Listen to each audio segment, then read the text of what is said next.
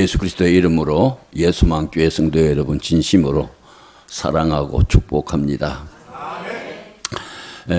제가 은혜를 끼친다기보다는 제가 참으로 은혜를 많이 받습니다. 찬양을 통해서도 은혜를 받고 또 오늘 장로님 기도하시는 말씀을 통해서도 좀 은혜를 많이 받았습니다. 예수만교회 역사가 얼마 되지 않지만은 그 기도를 통해서 나는 아들이라도 우리 방 목사한테 이 교회에 대한 구체적인 이야기를 한 번도 들은 일이 없어요. 근데 장로님의 기도를 통해서 다 지나온 역사를 제가 다 이렇게 이해할 수 있을 것 같아요. 그리고 우리 장로님의 그 기도가 아주 영적인 기도예요. 제가 볼 때에.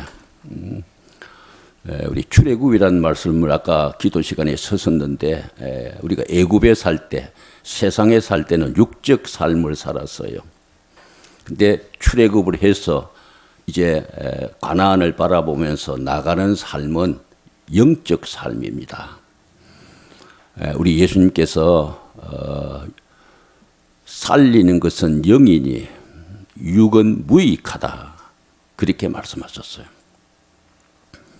그리고 육신의 생명은 사망이요 영의 생명은 생명과 평안이라 그렇게 말씀하셨어요. 그래서 아들이 집회 부탁을 할 때 속으로 아들 담임 목사라고 아버지한테 예의로 집회를 이렇게 부탁을 하구나 그런 생각을 가지고 고맙게 생각하면서 그래 그러면 해야지 그래 해놓고 무슨 말씀을 전할까 고민을 참 많이 했어요. 우리 성도는 영적 삶을 살아야 되잖아요. 그래서 영적 비전을 소유하는 우리 성도, 그 다음에 영적 관심을 바로 갖는 성도, 그 다음에 영적 특권을 누릴 수 있는 성도, 그 다음에 영적으로 성숙해 갈 수 있는 성도, 오늘 마지막으로 영적 생활에 실천하는, 영적 생활을 실천하는 성도, 이렇게 우리가 정말 예수 믿는 것은 한마디로 말하면 영적 생활이에요. 육적 생활이 아니에요. 그래서 많은 시간이 아니고 짧은 5시간이었지만은 오늘 마지막 시간인데 우리 성도님들 잘 귀담아 들으시고 모르는 말씀 한 말씀도 없어요. 전부 다 아는 말씀이에요. 뭐 여러분들 수십 년 동안 신앙생활 했는데 저보다 더 많이 아시죠. 그러나 다시 한번 새롭게 말씀을 받고 가다듬어서 영적 생활에 힘써서 하나님을 기쁘시게 하는 교회가 되면 하나님도 우리를 기뻐하시는 거예요. 이런 귀한 은혜가 우리 예수만교회 위에 차고 넘칠 수 있기를 소원합니다. 영적 생활을 실천하는 성도가 되자. 우리 그리스도인은 한마디로 예수 그리스도를 구주로 영접하고 사는 사람입니다. 그리스도인은 세상 속에서 예수 그리스도의 것으로 부르심을 입은 자이므로 우리 현실 세계 속에서 영원한 세계를 누리며 살아가는 사람입니다. 그리스도인은 예수 그리스도로 말미암아 인생의 해답을 얻은 사람입니다. 그리스도인은 그리스도 안에서 새로운 피조물이 된 새 사람입니다. 저도 여러분도 우리는 그리스도 안에서의 새 사람입니다.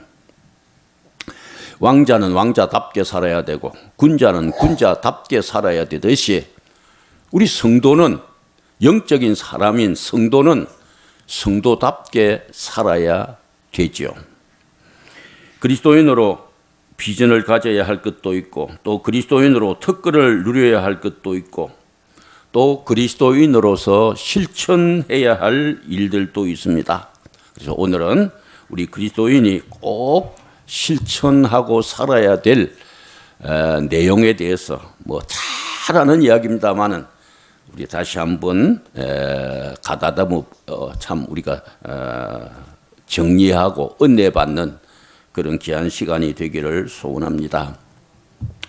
그리스도인의 영적 생활은 항상 기뻐하는 것입니다. 오늘 본문에 항상 기뻐하라. 빌립보서 4장 4절에 보면 주 안에서 항상 기뻐하라. 내가 다시 말하노니 기뻐하라. 그런 말씀도 나타나고 있습니다.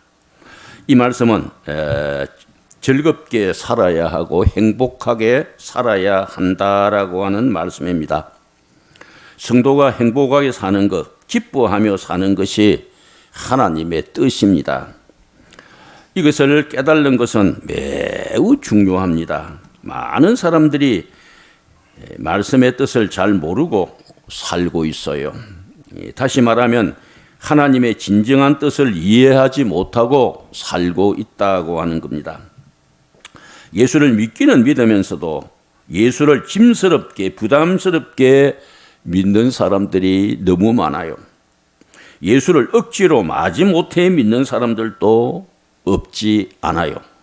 예수를 탄식하면서 한숨 쉬면서 믿는 사람들도 없지 않아요. 우리 그리스도인은 기쁨의 생활을 할 특권을 누리고 있는 사람이에요. 예수 그리스도께서 이 기쁨을 우리에게 주셨기 때문이에요. 기독교의 예수 소식을 우리는 복음이라, 복된 소식이라, 유앙겔리온이라 그렇게 말을 합니다. 이 복음은 좋은 소식, 기쁜 소식, 복된 소식이라는 뜻이죠. 예수님이 탄생하시던 그 순간에 하늘의 천사들이 목자들에게 예수 탄생의 소식을 알리면서 온 백성에게 미칠 큰 기쁨의 좋은 소식을 너희에게 전하노라 그렇게 선포를 했어요. 예수 소식은 온 세상에 미칠 소식이고 큰 소식이고 기쁨의 소식이고 좋은 소식이라고 하는 사중 표현을 하고 있는 것입니다. 예수 소식이 얼마나 위대한 소식인가를 우리에게 보여주고 있는 부분이라고 할 수가 있습니다. 천사들이 과장된 표현을 사용한 것이 아닙니다. 천사들이 허풍을 떨고 있는 것이 아닙니다. 정말 예수 소식이 기쁨의 소식임을 우리에게 강조해 주고 있는 의미 있는 이야기입니다. 복을 받고 깨달은 우리 성도들은 정말 기뻐하면서 행복하게 살아야 하는 것입니다. 오늘 본문 말씀을 통해서 이 문제를 시원스럽게 해결받는 그런 우리 성도들이 될 수 있기를 소원합니다. 기쁨은 생의 윤활유입니다. 이 기쁨이란 인생의 수레바퀴의 기름과 같은 거예요. 성능이 우수한 최신식 기계라고 한다 할지라도 기름을 쳐야 그 기계가 부드럽게 제대로 돌아가게 됩니다. 이와 마찬가지로 우리 인생의 삶을 아름답게 유지하고 행복하게 살아가려면 삶의 기름이 있어야 하는 것입니다.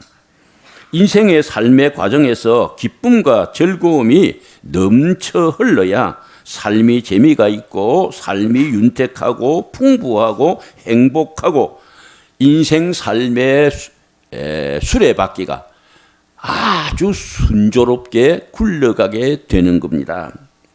기쁨을 잃어버린 개인이나 가정은 모든 일이 피곤과 실정을 느끼게 되고 매사에 소극적이고 피동적이 되어지고 얼마 못 가서 육체와 마음의 병이 들고 정신적인 갈등에 헤매이게 되어집니다. 그러나 기쁨이라는 생의 윤활유가 계속해서 쳐지면은 피곤치도 않고 실정도 느껴지지 않고 힘들고 고되지만은 이제 병들지 않고 얼마든지 살아갈 수가 있는 겁니다. 이 기쁨이라고 하는 생의 윤활유가 계속 공급되어지면은 생동감이 흘러넘치고 황홀감이 충만하고 용기가 솟아나고 보람과 생의 의욕이 넘쳐 흐르게 되어지는 겁니다. 기쁨은 인간으로 하여금 분발하여 큰일을 이루게 하는 생의 원동력입니다. 기쁨은 인간의 삶을 아름답게 만들어주고 활기 있게 해주는 생의 활력소입니다. 마음속에 기쁨이 넘쳐나면 무엇을 해도 피곤치 않고 지치지 않습니다마는 기쁨이 없이 억지로 하는 일은 곧 지치고 피곤해지고 실망과 좌절을 쉽게 느끼게 되어지는 겁니다. 잠언 17장 22절에 마음의 즐거움은 양약이라도 마음의 근심은 뼈를 마르게 하느니라, 그렇게 했어요. 이 기쁨의 즐거움이 인삼 녹용보다도 더 좋은 보약이에요. 이 마음의 즐거움이 건강을 촉진시켜주는 양약이에요. 신앙생활을 기쁨과 즐거움으로 하면은 신앙생활이 쉽고 재미있고 신바람 나는 것입니다. 신앙생활은 그렇게 하셔야 하는 거예요. 그 다음에 기쁨은 성령의 열매예요. 갈라디아 5장 22절 이하에 보면 오직 성령의 열매는 사랑과 희락과 화평과 오래 참음과 자비와 양성과 충성과 온유와 절제니 이 같은 것을 금지할 법이 없느니라, 그렇게 말씀하셨어요. 성령의 열매를 9가지를 쭉 나열하면서 사랑이 첫째고 두 번째 희락이라고 했습니다. 성령의 두 번째 열매가 희락이 뭡니까? 기쁨이에요. 희락이라는 말, 기쁨. 영어로는 joy라고 하고 한자 표현으로는 희락이라고 하고 우리말로는 기쁨이라고 해요. 똑같은 말이에요.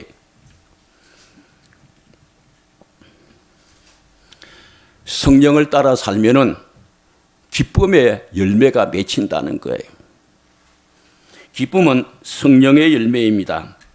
성령님의 인도를 받고 사는 사람은 자연히 기쁨에 넘쳐서 살아갈 수가 있게 되어지는 겁니다. 그 반대로 사탄은 우리로 하여금 슬픔과 탄식과 비탄을 하도록 불행의 삶을 유도하는 겁니다. 불평하게 하고 불만을 토하게 유도를 합니다. 사탄은 우리를 불행의 길로 이끄는 것입니다. 그러므로 기쁨을 잃어버리고 슬픔에 빠져 있는 자는 성령의 인도를 받고 살아가는 자가 아니라 사탄의 인도를 따르고 있는 자라고 할 수가 있습니다. 사탄의 유도를 따르지 말고 성령의 인도를 잘 따르고 순종하는 우리 성도들이 되실 수 있기를 바랍니다. 항상 기뻐하라. 성령의 열매가 희락이고, 그런데 오늘 우리들은 자칫 잘못하면 성령의 인도를 받지 않고 사탄의 유혹에, 사탄의 꼬임에 넘어가서 잘못 살 수가 있게 됩니다. 성령이 충만하면 기쁨이 차고 넘칩니다. 물 밀듯이 기쁨이 솟아오릅니다. 기쁨과 성령은 떼어놓을 수 없는 깊은 관계를 갖고 있는 겁니다. 기쁨은 성령의 열매라는 이 사실을 여러분 잊지 말고 꼭 기억하실 수 있기를 바랍니다. 성령의 인도를 받는 결과가 기쁨으로 나타난다. 그래서 내가 기쁨을 잃었다면 내가 지금 성령의 인도를 받고 있지 않다, 그렇게 생각하고 빨리 성령을 구하셔서 성령의 인도를 받고 사셔야 된다는 거예요. 세 번째로 기쁨은 구원받은 성도가 누릴 당연한 특권입니다. 구원받은 성도가 누릴 당연한 특권이에요. 하나님께서는 성도들에게 기쁘게 살아갈 기쁨의 특권을 허락해 주셨어요. 이 세상에서 가장 행복하고 가장 만족하고 가장 기쁨에 넘쳐서 살 특권을 주셨습니다. 예수 그리스도께서 우리에게 이 기쁨을 주셨습니다. 그러므로 구원받은 성도가 기뻐하는 것은 성도의 당연한 의무이며 마땅한 특권입니다. 성도는 기쁘게, 즐겁게, 행복하게 살아야 될 특권을 지닌 자들입니다. 왜 그렇습니까? 구원받았기 때문입니다.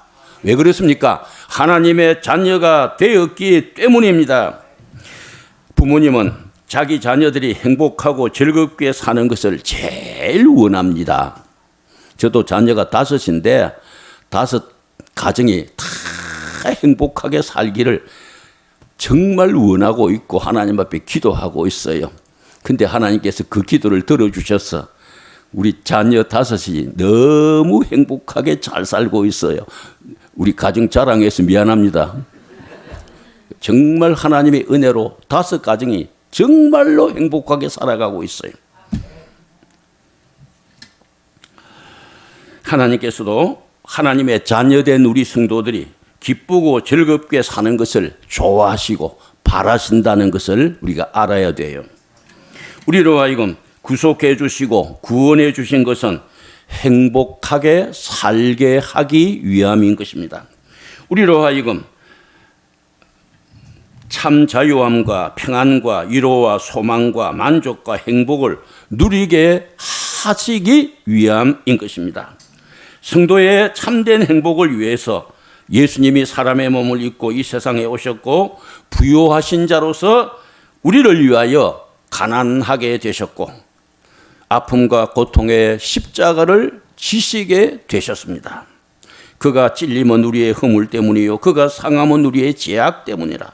그가 징계를 받음으로 우리가 평화를 누리고 그가 채찍에 맞음으로 우리가 나음을 입었도다.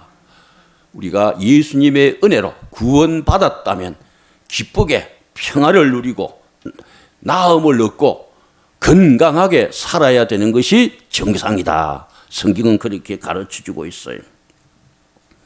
예수님이 이 우주 가운데 가장 기쁜 소식이에요. 예수님이 가장 큰 기쁨의 근원이에요. 기쁨의 신비예요. 그래서 우리 기독교의 예수 소식을 복음이라 그렇게 말하는 겁니다. 예수를 믿으면서 기쁨이 없다는 것은 참으로 이상스러운 일이고 이거는 논리에 맞지 않는 일입니다. 복음을 들었는데 기쁨이 없다는 건 이거는 이상한 일이고 잘못된 일이라는 거예요. 여러분 깊이 잘 생각하셔야 돼요. 어느 성경 어느 기사를 보아도 성도들에게 걱정하고 염려하고 한숨 쉬고 불안해하고 원망하고 시비하라고 가르친 말씀은 한 군데도 저는 찾아보지 못했어요.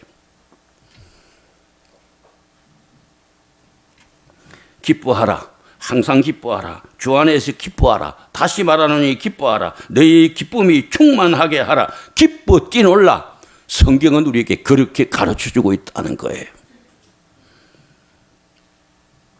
웨스트민스터 소교례문답 제1문답에 사람의 제일 되는 목적이 무엇이냐 묻고 그에 대한 대답으로 사람의 제일 되는 목적은 하나님을 영화롭게 하고 영원토록 그를 즐거워하는 것이라. 그렇게 대답을 했어.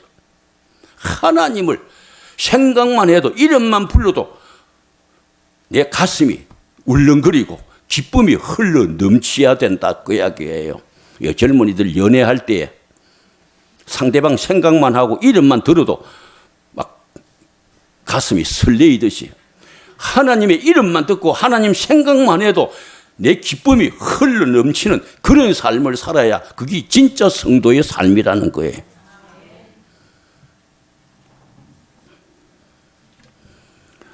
성도는 하나님 때문에 당연히 기뻐해야 돼요. 성도는 하나님 때문에 기쁘게 살아야 돼요.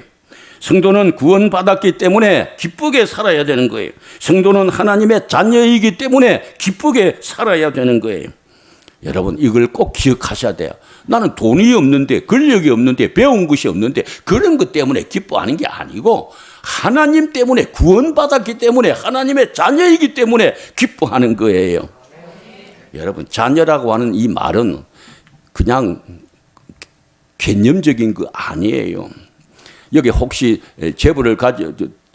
돈을 가지고 계신 분이 계시는가 모르겠습니다만 이 돈을 가지고 있으면요 그거 누구한테 갑니까? 다 자식한테 갑니다. 죽으면 자식한테 가는 거예요. 그걸 유업이라고 기업이라고 그래요. 우리가 하나님의 자녀는 논리 이론이 아니에요. 하나님의 자녀 된 사람은 하나님의 그 세계를 우리의 기업으로 유업으로 이어받는 거예요.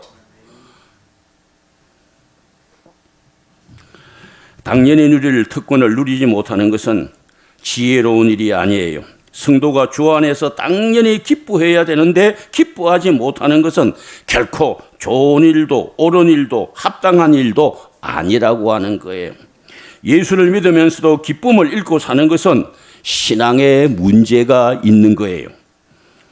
우리가 정말 문제를 바로 발견하고 성령에 의해서 수술을 받아서 다시 회복되어서 정말 기쁘게 항상 기쁘게 살아가는 우리들이 될 수 있기를 바랍니다. 그 다음에 기쁨은 우리를 향한 하나님의 뜻입니다.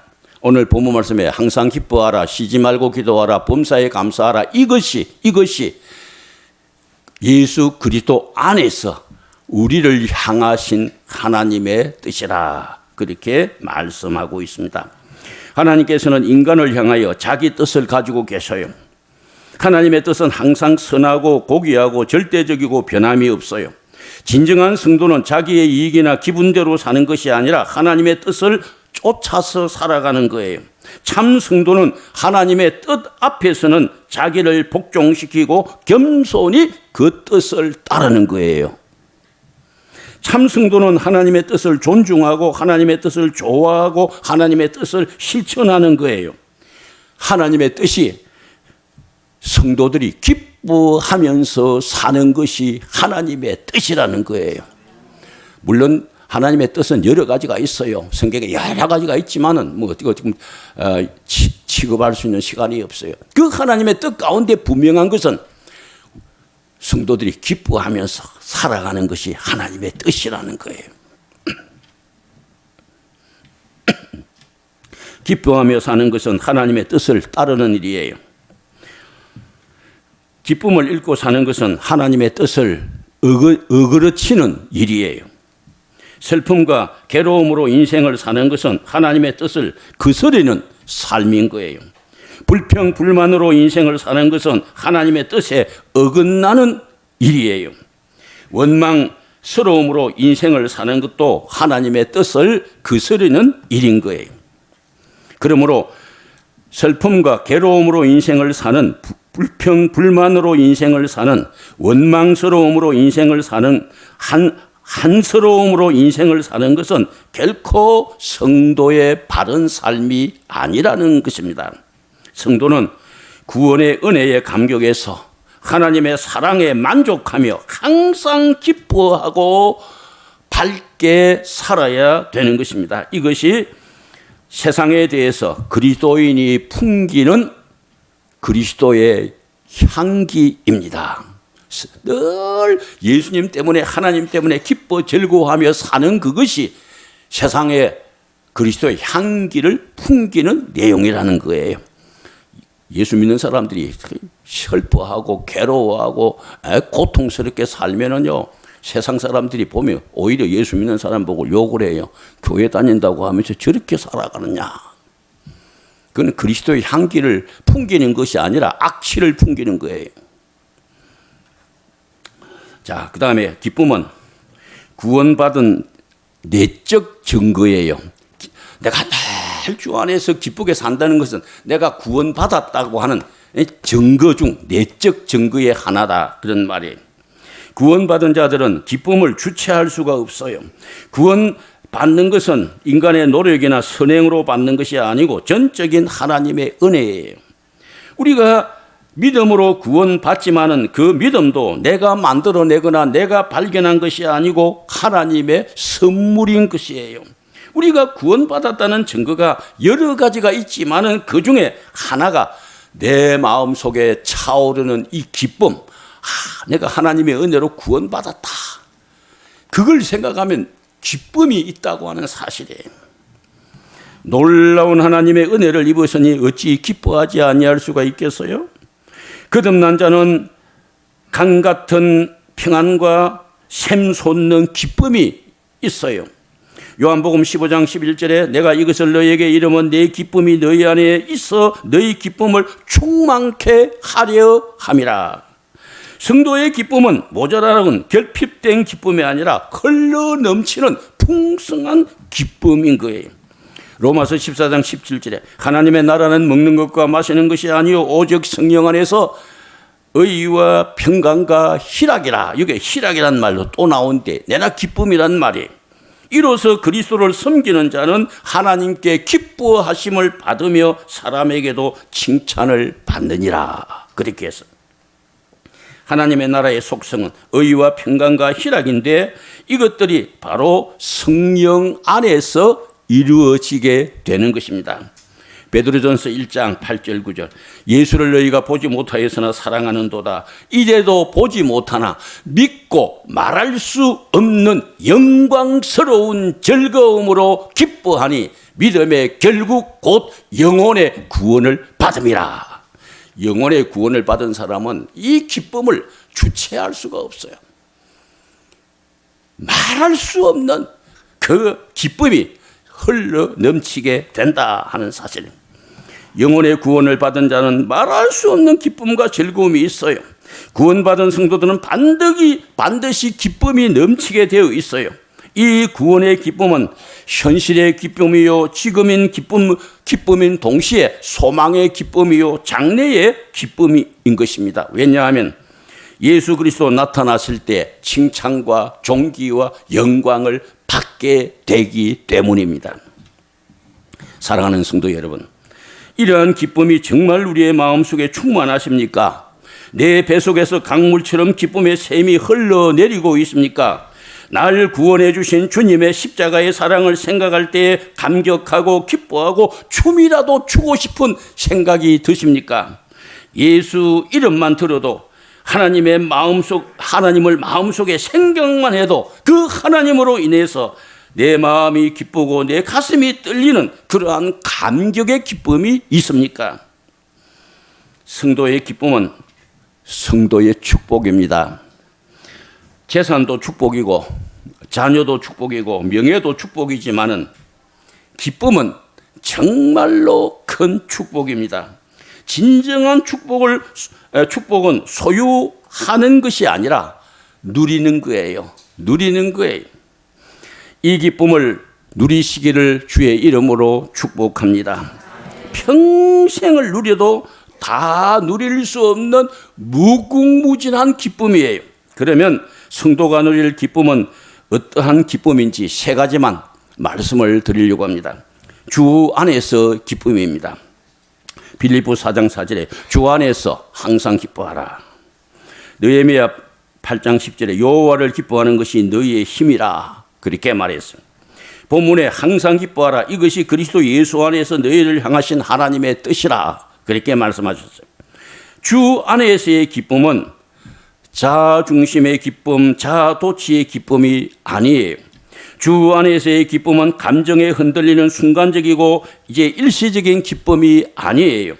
주 안에서의 기쁨은 일이 잘 될 때 얻어지는 기쁨, 또 돈을 많이 벌 때 느껴지는 그런 이기적인 기쁨이 아니에요. 주 안에서의 기쁨은 물질적인 욕망을 충족시키는 세속적인 기쁨이 아니에요. 주 안에서의 기쁨은 희희낙낙거리는 인간적인 기쁨이 아니에요. 주 안에서의 기쁨은 가벼운 웃음이 아니에요. 주 안에서는 광산의 맥과 같이 맥만 찾으면 무한한 기쁨을 발견할 수 있고 주 안에서는 생수의 강과 같이 기쁨의 샘만 터지면 무한한 기쁨이 솟아나게 되는 거예요. 하나님의 사랑만 깨달으면 자기 자신도 모르게 찬송이 터져나오는 찬양의 기쁨이 있고요. 하나님과 깊은 영적 교제가 이루어지면 이 세상 모두가 마치 나를 위하여 존재하는 것 같은 그 신비스러운 황홀감을 맛보는 기도의 기쁨이 있고요. 복음을 전하여 한 영혼을 주께로 인도할 때에 낚시꾼이 큰 고기를 낚아 올리는 것 같은 생동감이 넘치는 쾌감을 맛보는 전도의 기쁨도 있고요. 하나님의 말씀에 대한 눈이 열려서 그 깊고 오묘한 진리를 깨닫게 될 때에 감격스럽고 흐뭇하고 가슴 벅찬 즐거움을 만끽하는 깨달음의 기쁨도 있고요. 단 한 분밖에 없는 단회적인 인생의 삶을 하나님의 영광과 복음을 위하여 살 때에 가장 고귀한 인생의 삶을 산다는 의미의 기쁨도 있고요. 하나님을 사랑하는 뜨거운 마음으로 교회와 성도를 섬기고 봉사하면서 얻어지는 내면적인 만족과 희락을 맛보는 봉사의 기쁨도 있어요. 주 안에서의 기쁨은 무궁무진해요. 주 안은 우리들이 얼마든지 행복과 만족과 평안과 희열을 누릴 수 있는 행복의 가슴이요, 희열의 품이요, 기쁨의 요람이에요. 정말 예수님의 사랑의 품에 안겨서 이 기쁨을 만끽하는 주님, 너무너무 감사해요. 너무너무 기뻐요. 그렇게 할 수 있는 여러분이 되었으면 좋겠어요. 정말 기쁨의 원천이신 예수 그리스도 안에서 영적인 기쁨을 마음껏 누리고 살아가는 여러분의 남은 생애가 되기를 주의 이름으로 축복합니다. 그 다음에 지속적인 기쁨이에요. 주 안에서의 기쁨이고 두 번째는 지속적인 기쁨이에요. 주 안에서 항상 기뻐하라고 해서 항상 기뻐하라. 우리 성도는 항상 기뻐해야 돼요. 항상 기뻐하는 것은 늘 기뻐하는 것을 말해요. 범사에 기뻐하는 것을 말해요. 다르게 표현하면 지속적인 기쁨을 가지라고 하는 의미예요. 항상 기뻐하라고 하는 말은 속도 없이 항상 희죽희죽 웃으라는 말이 아니에요. 항상 기뻐하라는 말은 고통과 괴로움이 있는데도 고통이 없다 그렇게 생각하고 살아라는 말이 아니에요. 우리 인간에게는 누구든지 변화무쌍한 환경이 교차되고 있어요.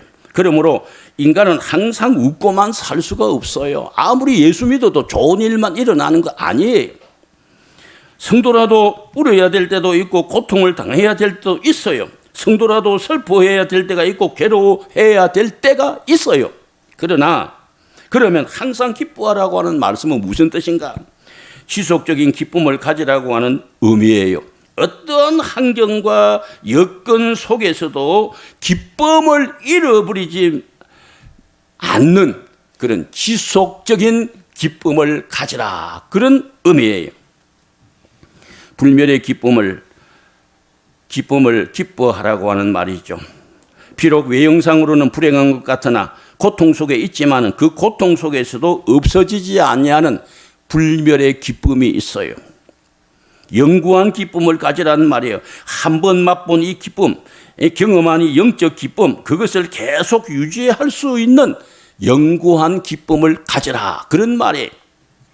근본적인 기쁨을 가지라는 말이에요. 환난과 고통의 슬픔 속에서도 궁극적인 삶의 자세를 잊어버리지 말고, 긍정적인 삶의 자세를 잊어버리지 말고 항상 기뻐하라고 하는 말씀이에요. 항상 기뻐하는 것이 성도의 영적 삶이에요. 항상 기뻐하라고 하는 말은 성도의 삶 자체가 기쁨이 되라, 그런 말이에요. 항상 기뻐하라고 하는 말은 염려, 근심, 그걸 극복하고 평안과 자유와 안식을 누릴 줄 알아라, 그 말이에요. 항상 기뻐하라고 하는 말은 항상 구원의 은혜에 감격하여 신앙의 안목으로 이 세상을 살아라, 그런 말이에요. 하박국 선지자는 비록 무화과 나무가 무성하지 못하며 포도나무에 열매가 없으며 감람나무에 소출이 없으며 밭에 먹을 것이 없으며 우리의 양이 없으며 외양간에 소가 없을지라도 나는 여호와로 인하여 즐거워하며 나의 구원의 하나님으로 인하여 기뻐하리로다. 이것이 바로 성도의 기쁨이 되어야 된다, 그 이야기예요. 이것이야말로 우리 신앙인의 기쁨이요 영적인 삶이에요. 항상 기뻐하라고 하는 것은 지속적인 기쁨을 가지라, 그런 말이에요. 그 다음에 세 번째는 전천후의 기쁨을 말합니다. 다른 말로 표시하면 절대적인 기쁨, 당연한 기쁨입니다. 전천후의 기쁨이라고 이란 기뻐할 때도 기뻐하고 기뻐할 수 없을 상황에서도 기뻐하라는 말이에요. 성도의 기쁨은 고난 속에서도 기뻐하는 기쁨이고 옥중에서도 기뻐하는 기쁨이고 나의 모든 것을 드리고도 기뻐하는 기쁨이고 환경에 좌우되지 아니하는 그런 절대적인 기쁨이에요. 사도 바울에게는 그 어느 누구에게도 빼앗을 수 없는, 세상이 알지 못하는 이 기쁨이 샘처럼 솟아오르고 있었어요. 그래서 그는 자유가 없는 캄캄한 옥중에서도 기뻐했어요. 그래서 그는 견딜 수 없고 고통스러운 매를 맞으면서도 기뻐했어요. 그래서 그는 복음을 전하다가 헐벗고 굶주리는 극한 상황에 처해 있을 때도 기뻐했어요. 그래서 그는 사형 선고를 당하면서도 기뻐했어요. 고린도후서 12장 10절에 그러므로 내가 그리스도를 위하여 약한 것들과 능욕과 궁핍과 박해와 공고를 기뻐하노니, 여기에 약한 거, 능욕 받는 거, 궁핍한 거, 박해 받는 거, 공고, 이거는 전부 다 괴로워해야 될 끼고 슬퍼해야 될 내용들인데, 사도 바울은 그리스도를 위하여 기뻐했다. 그리스도를 위해서 기뻐했다. 성도는 사도 바울과 같이 실패에도 가난에도 핍박에도 어려움 속에서도 그 어떤 환경 속에서도 기뻐하는 자가 되어야 되는 겁니다. 골로새서 1장 24절에 내가 너희를 위하여 받는 괴로움을 기뻐하고, 너희를 위하여 받는 괴로움을 기뻐하고 그리스도의 남은 고난을 그의 몸된 교회를 위하여 내 육체에 채우노라, 그렇게 말했습니다. 성도는 사도 바울과 같이 성도를 위하여 받는 괴로움을 기뻐해야 되는 거예요. 교육자는 교인들을 위하여 받는 괴로움을 괴롭다고 생각하지 말고 그걸 기뻐해야 되는 거예요. 육체의 고통을 채우면서도 기뻐해야 되는 거예요. 고린도후서 7장 4절에 내가 우리의 모든 환난 가운데 서로 위로가 가득하고 기쁨이 넘치는도다. 이 환난 가운데서도 위로가 가득하고 기쁨이 넘친다고 그랬어요. 성도는 바울과 같이 환난 가운데서도 기뻐해야 되는 거예요. 빌립보서 2장 17절 18절에 만일 너희 믿음의 재물과 섬김 위에 내가 나를 전제로 드릴지라도 나는 기뻐하고 너희 무리와 함께 기뻐하리니 이와 같이 너희도 기뻐하고 나와 함께 기뻐하라. 번제로 드린단 말은 죽는단 말이에요. 죽는 그 순간에도 기뻐하고 너희를 위하여 기뻐하니 너희들도 나처럼 기뻐해라, 그 말씀이에요. 성도는 바울과 같이 죽음의 순간 앞에서도 기뻐해야 돼요. 성도는 이런 절대적인 기쁨을 갖고 살아야 돼요. 전천후의 기쁨을 갖고 살아야 돼요. 그리스도인은 주 안에서의 기쁨, 지속적인 기쁨, 전천후의 기쁨을 가지고 기뻐해야 되는 거예요. 그리스도인은 예수 그리스도 안에서 살아야 될 축복이 바로 기쁨이에요. 기쁨은 행복인 거예요. 그러므로 우리 성도에게 있어서 기쁨이 메말라서는 안 됩니다. 항상 기뻐해야 됩니다. 항상 기뻐하는 것이 성도의 영적 생활이에요. 영적 생활이에요. 기쁨이 충만하여 신앙생활을 할 수 있기를 바랍니다. 기쁨이 충만하면 열심도 생기고 자원하는 마음도 생기고 의욕도 생기고 희생도 생기고 봉사와 섬김도 생기게 됩니다.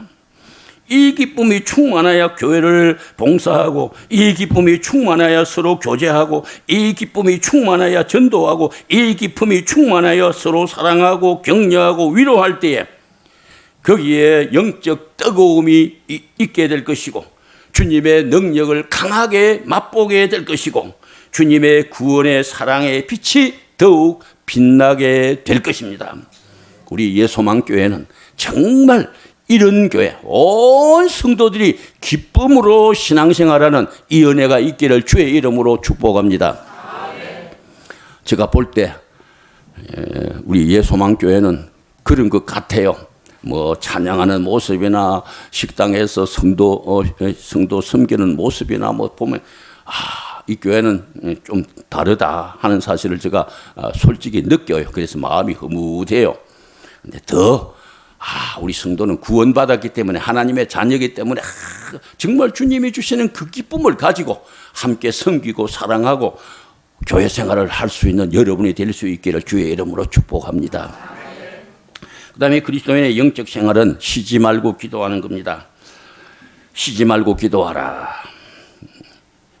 기도는 승리의 비결입니다. 쉬지 말고 기도하라고 하는 말은 실패하는 자가 되지 말고 승리하는 자가 되라, 그 말과 같은 의미입니다.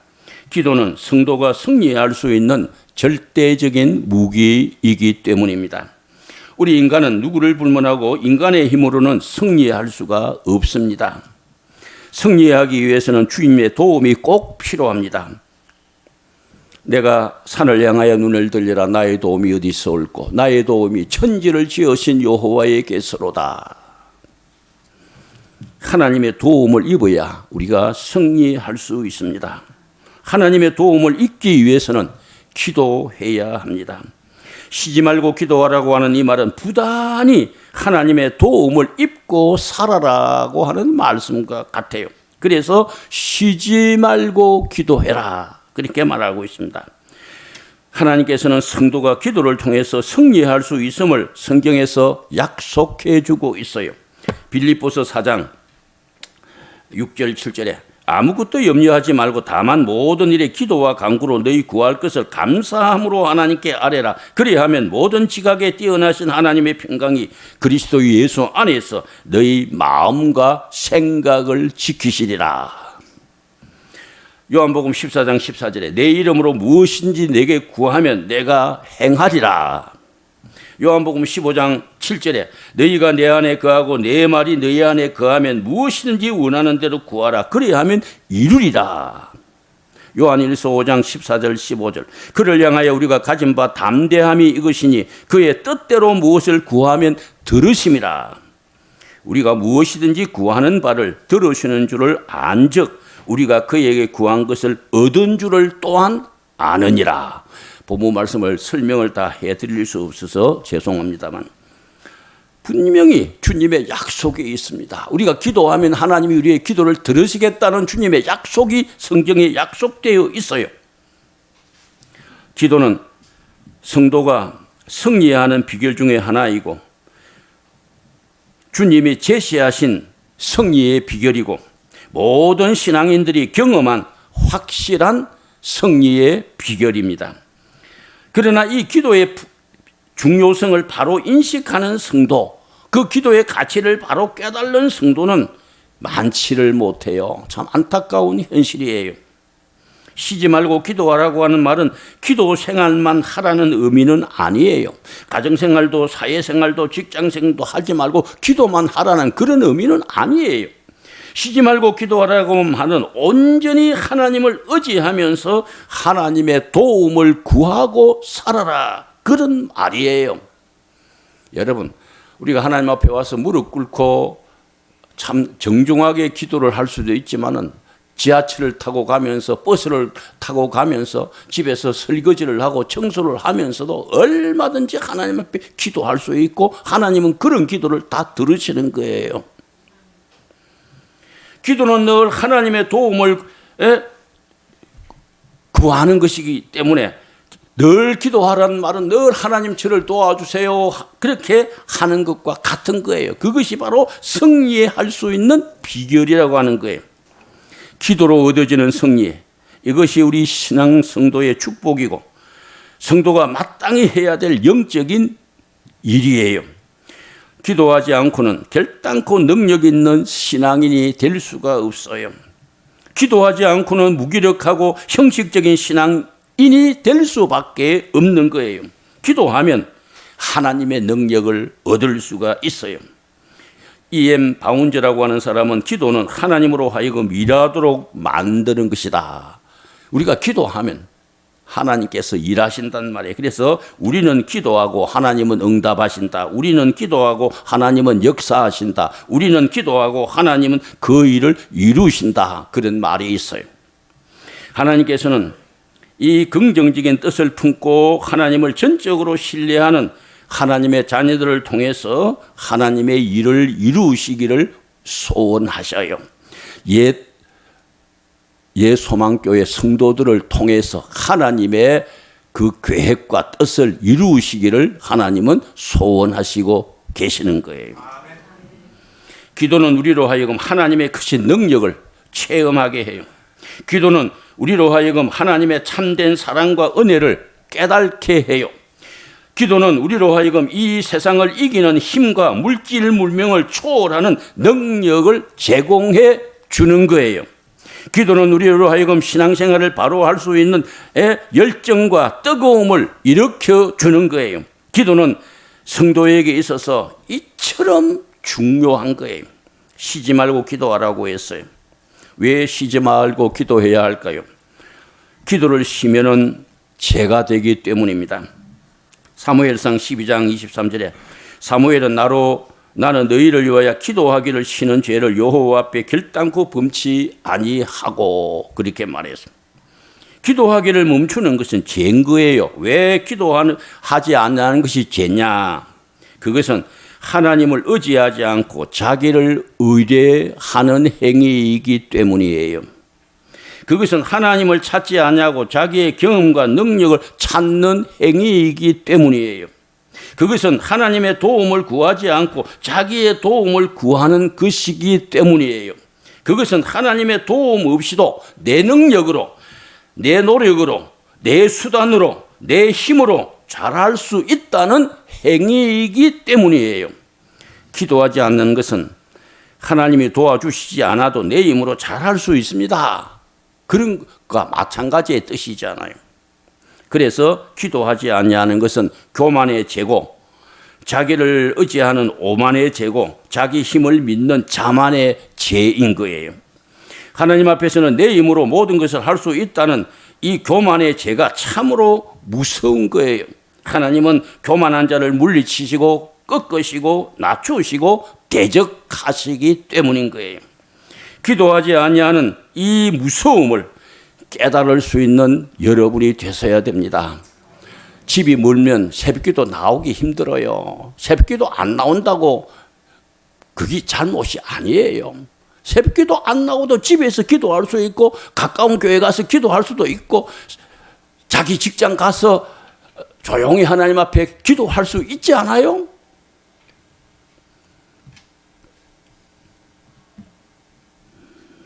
기도하는 것이 영적 생활이에요. 영적 삶이에요.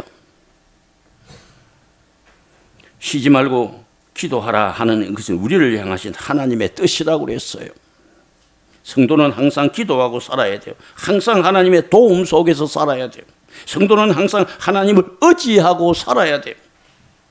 사탄이 제일 무서워하지 않는 것이 뭐냐 하면 기도하지 아니하는 신앙인이에요. 무기력하고 무능력한 그냥 육신적으로 형식적으로 신앙생활하는 그 사람은 사탄이 겁을 내지 않아요. 우리 한국교회 성도는 지금 무기력하고 무능력한 형식적인 신앙, 제도적인 신앙, 간섭적인 신앙인으로 전락되고 있어요. 참 무서운 일이에요. 정말 무서운 일이에요. 사단이 제일 무서워하는 것이 뭔지 알아요? 무릎 꿇고 하나님 앞에 기도하는 거예요. 기도하는 성도를 사탄은 제일 무서워하는 거예요. 너는 내게 부르짖으라. 내가 네게 응답하리라. 네가 알지 못하는 크고 비밀한 일을 내게 보이리라. 오늘 그리스도인이 정말 풍성함을 누릴 수 있는 비결이 기도하는 거예요. 그리스도인이 정말 승리를 누릴 수 있는 비결이 기도하는 거예요. 그리스도인이 정말 영적인 삶을 살 수 있는 비결이 기도하는 거예요. 기도는 그리스도인이 그리스도 안에서 누릴 수 있는 축복이고 승리이고 능력이고 영적 삶인 거예요. 기도는 부담이 아니에요. 무거운 짐이 아니에요. 고역이 아니에요.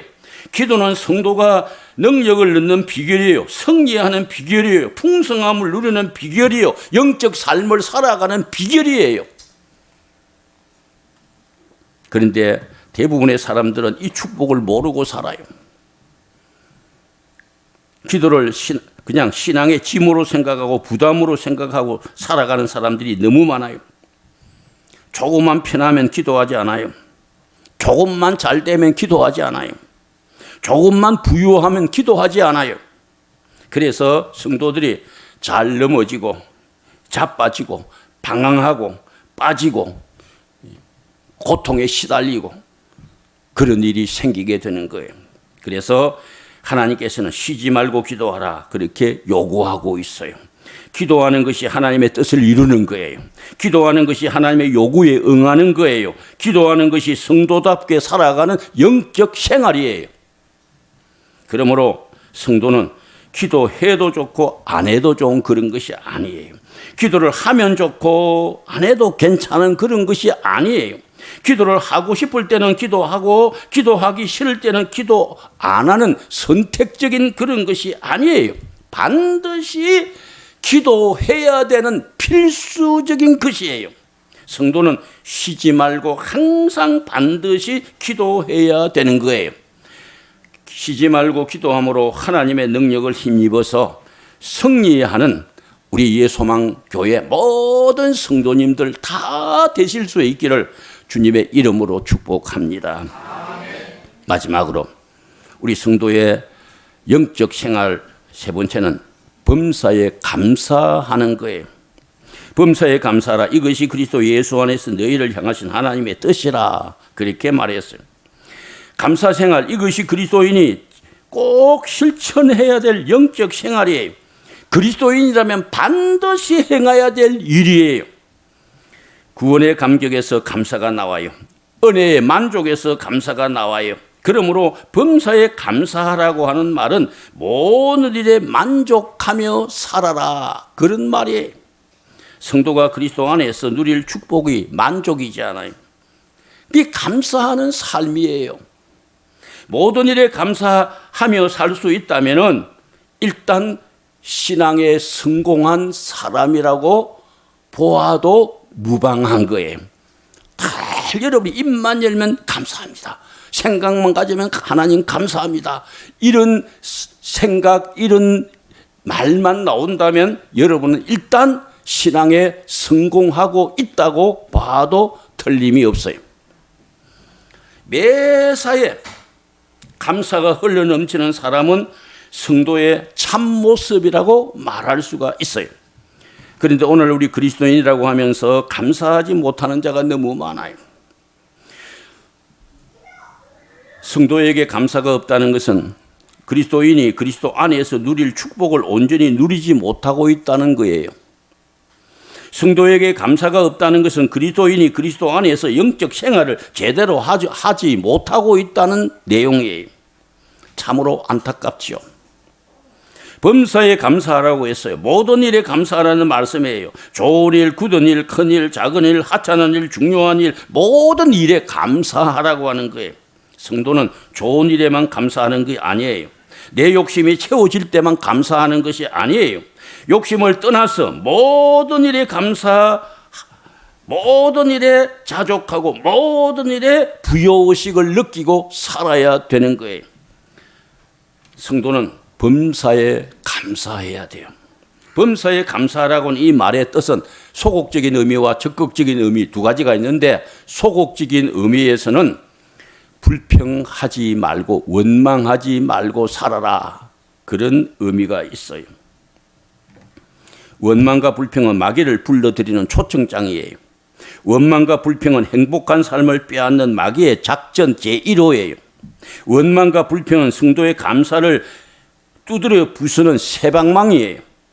마귀는 원망과 불평을 통해서 성도의 성도다움을 파괴시키고 성도의 아름다움을 파괴시키고 성도의 영적 생활을 파괴시키는 거예요. 원망과 불평은 아담과 하와를 에덴 동산에서 쫓아내게 만들었고, 원망과 불평은 이스라엘 백성들을 40년 동안 광야에서 배하게 만들었고, 원망과 불평은 자기를 부정적이 되게 하고 이웃을 분노하게 만들고 궁극적으로 하나님을 향하여 불신하게 만드는 중요한 죄악이에요. 원망과 불평은 우리의 신앙생활을 병들게 하고 우리의 마음을 어둡게 만들고 판단을 흐리게 만들고 건전한 인간관계를 파괴시키고 영적 생활을 하지 못하게 만드는 원인인 거예요. 사랑하는 우리 예소망교회 성도 여러분, 정말 부탁드립니다. 절대로 교회 생활을 하면서 원망하고 불평하지 마세요. 내 뜻대로 안 된다고 원망하고 불평하지 마십시오. 남을 탓하지 마십시오. 그거는 사탄의 작전에 말려 들어가는 겁니다. 범사에 감사하라고 하는 말은 적극적으로 어떤 경우에서도 감사하라는 뜻이에요. 어떤 경우에서도 감사하라고 하는 뜻이에요. 이 감사가 상대적이 되지 말고 절대적이 되라는 말이에요. 감사가 조건적이 되지 말고 무조건적이 되라는 그 말이에요. 감사가 환경에 지배받지 말고 환경을 초월하는 감사가 되라는 그 말이에요. 그리스도인은 모름지기 감사해야 돼요. 범사에 감사해야 돼요. 모든 일에 감사해야 돼요. 이것이 그리스도 예수 안에서 너희를 향하신 하나님의 뜻이라. 범사란 말은 뭡니까? 모든 일을 말해요. 모든 일. 그리스도인은 순경 중에도 감사하고 역경 중에도 감사하는 거예요. 그리스도인은 일이 잘 될 때, 형통할 때만 감사하고 일이 잘 안 될 때, 일이 꼬일 때는 감사 안 하는 것이 아니고 일이 꼬일 때도 잘 안 될 때도 감사해야 돼요. 그리스도인은 성공할 때 감사하고 실패할 때도 감사해야 되는 거예요. 형통할 때 감사하는 것은 하나님께 영광을 돌리는 행위이고 축복의 은혜를 계속 유지하게 하는 비결이고 형통에 대한 그리스도인의 참된 반응이죠. 그러니까 여러분 좋은 일이 있었거든 하나님 앞에 계속 감사하세요. 그러나 실패, 불안, 역경, 고통 속에서도 감사하세요. 성도에게 부딪히는 모든 역경은 그 자체가 목적이 아니라 모든 것을 합력하여 성도에게 유익을 가져다주는 궁극적인 축복의 수단인 거예요. 제가 시간이 없어서 정말 다 말씀을 못 드립니다만 요셉은 역경 속에 있을 때 불평 한마디 안 했습니다. 다 감사했습니다. 하나님께서 애굽의 1인 지하 만인 지상의 자리에 30살에 하나님이 갖다 꼽았어요. 그건 사람의 힘으로 불가능한 일이에요. 정말 여러분 어려운 가운데 불평하지 마시고 감사하세요. 하나님의 기쁜 뜻이 계시다고 생각하고 감사하시고 사시기를 바랍니다. 로마서 8장 28절에 하나님을 사랑하는 자 곧 그 뜻대로 부르심을 입은 자들에게는 모든 것이 합력하여 선을 이루느니라. 지금은 안 되는 것 같은데 모든 것을 합력하여 하나님은 선을 이루시고 계시는 하나님이시에요. 왜? 하나님은 우리의 영적 아버지이시기 때문에. 우리 성도에게는 역경도 고난도 실패도 결국에는 우리에게 유익이 돼요. 결국에는 우리에게 유익이 돼요. 욥은 동방 사람 중에 제일 큰 자라고 할 만큼 정말 부유하고 하나님을 경외하는 사람이었어요. 욥이 일시에 욥의 모든 것 다 잃어버리고 건강까지 잃어버렸어요. 그런데 욥이 땅에 엎드려 경배하여 가로되 내가 모태에서 알몸으로 나왔은즉 또한 알몸이 그리로 돌아가올지라. 주시니도 여호와시요 그둔이시도 여호와시니 여호와의 이름이 찬송을 받으실지니이다. 하나님 앞에 원망하지 않고 찬양을 드렸습니다. 이거는요, 나는 솔직히 말해서 나는 자신이 없어요. 근데 욥은 그렇게 했어요. 그런데 성도는 어떠한 경우에서도 욥과 같이 감사가 있을 뿐이에요. 성도는 범사에 감사해야 돼요. 역경 속에서도 서슴없이 감사하십시오. 실패 중에서도 의심 없이 감사하십시오. 고통 중에서도 주저없이 하나님 앞에 감사하십시오. 성도의 감사는 성령의 다이나마이트입니다. 성도의 감사는 하나님의 능력을 끌어들이는 도화선입니다. 성도의 감사는 그리스도인이 우리의 삶의 현장 속에서 실제로 실천해야 되는 영적 삶의 내용입니다. 성경을 읽어보시면 정말로 어려울 때 감사하는 사람 치고 하나님의 도움을 입지 않는 사람 없습니다. 여러분도 마찬가지입니다. 마찬가지입니다. 범사에 감사하는 것이 우리를 향하신 하나님의 뜻이고 요구입니다. 그리스도인이 꼭 실천해야 될 영적 생활입니다. 축복받는 비결이고 행복하게 사는 비결입니다. 말씀을 맺습니다. 우리는 구원받은 하나님의 자녀들입니다. 우리는 우리의 마음속에 하나님의 비밀이신 그리스도 예수, 인생의 정답이신 그리스도 예수, 우주의 핵심이신 그리스도 예수를 모시고 있습니다. 우리는 예수 그리스도의 그리스도로 부르심을 받은 자입니다. 우리는 영적 존재입니다. 그래서 영적인 삶을 살아야 됩니다. 영적인 삶은 많은 것이 있지만은 한마디로 말하면 성령의 이끌리심을 받고 사는 거예요. 예수 그리스도 안에서 사는 거예요. 그 삶 가운데 오늘 본문이 항상 기뻐하라, 쉬지 말고 기도하라, 범사에 감사하라. 이것이 그리스도 예수 안에서 여러분을 향한 새 예소망교회 성도들을 향한 하나님의 뜻이라 그렇게 가르치고 있어요. 이 시간부터 과거에 잘못한 거 하나님 앞에 용서를 구하시고 늘 기뻐하고 늘 기도하고 늘 감사하는 삶을 살아서 우리를 향하신 하나님의 뜻을 우리가 이루어드릴 뿐만 아니라 내 자신도 행복하게 살고 다른 사람에게 그리스도의 배지를 보여주는, 저분 예수 믿는 사람이구나, 그걸 보여줄 수 있는 그런 진정한 그리스도인이 되는 우리 예소망교회 모든 성도들이 될 수 있기를 주 예수 그리스도의 이름으로 축복합니다. 아멘. 하나님 아버지, 부족한 종을 통해서 이 예소망교회의 귀한 하나님의 뜻을 전달하게 해주셔서 감사합니다. 그동안 하나님 앞에 기뻐하며 살지 못하는 부분, 기도하며 살지 못하는 부분, 감사하며 살지 못하는 부분, 주님 다 용서해 주시고 오늘 말씀을 받아 사오니 오늘부터 나는 주님 앞에 구원받은 하나님의 자녀라는 이 확신을 가지고 이제는 기뻐하고 기도하고 즐거워하면서 가정생활, 교회생활, 사회생활, 개인생활을 할 수 있는 우리 모두가 될 수 있도록 하나님이여 축복해 주시옵소서. 예수 그리스도의 이름으로 기도하옵나이다. 아멘.